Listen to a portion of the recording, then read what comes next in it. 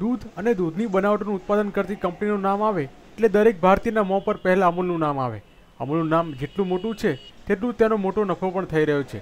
જો વાત કરીએ અમૂલના વાર્ષિક ટર્નઓવરની તો છેલ્લા 5 વર્ષથી અમૂલ 5% દરે વૃદ્ધિદર હાંસલ કરી રહ્યું હતું, પરંતુ વર્ષ 2013-14ના ગાળામાં અમૂલે વૃદ્ધિદરનો રેકોર્ડ તોડ્યો છે।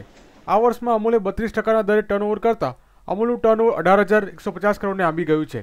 જી હા, આ વાત અમે નથી કહેતા, આ વાત કહી રહ્યા છે ગુજરાત કોઓપરેટિવ મિલ્ક માર્કેટિંગ ફેડરેશનના એમડી આર.એસ. સોઢી, કે જેઓએ હાલમાં જ એક બારી યાદીમાં આ વાત જાહેર કરી છે।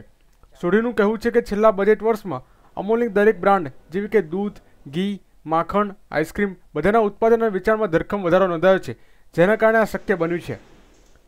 देखिए 2013 और 14 जो अमूल फेडरेशन का जो ईयर क्लोजिंग हुआ, हमारा अभी फाइनल फिगर्स तो एनुअल जब मीटिंग होगी उसमें फाइनल होगा, पर तकरीबन 18,150 करोड़ के करीब हमारा टर्नओवर इस साल हुआ है, जो पिछले साल से 32% ज्यादा है।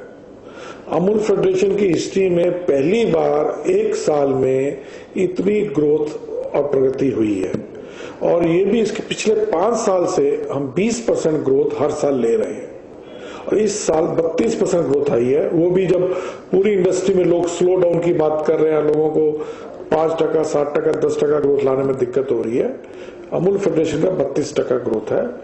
और हर प्रोडक्ट कैटेगरी में, चाहे वो बटर हो, चाहे चीज हो, चाहे अमूल स्प्रे हो, चाहे अमूल मिल्क है, चाहे कूल है, चाहे आइसक्रीम है, सभी कैटेगरी में डबल डिजिट ग्रोथ वॉल्यूम में आई है।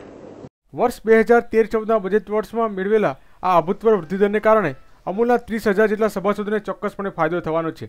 ત્યારે હજુ પણ આગામી વર્ષોમાં અમૂલ વધુને વધુ વૃદ્ધિદર હાંસલ કરતી રહેશે તેવો આત્મવિશ્વાસ અમૂલના સત્તાવાળાઓ વ્યક્ત કરી રહ્યા છે।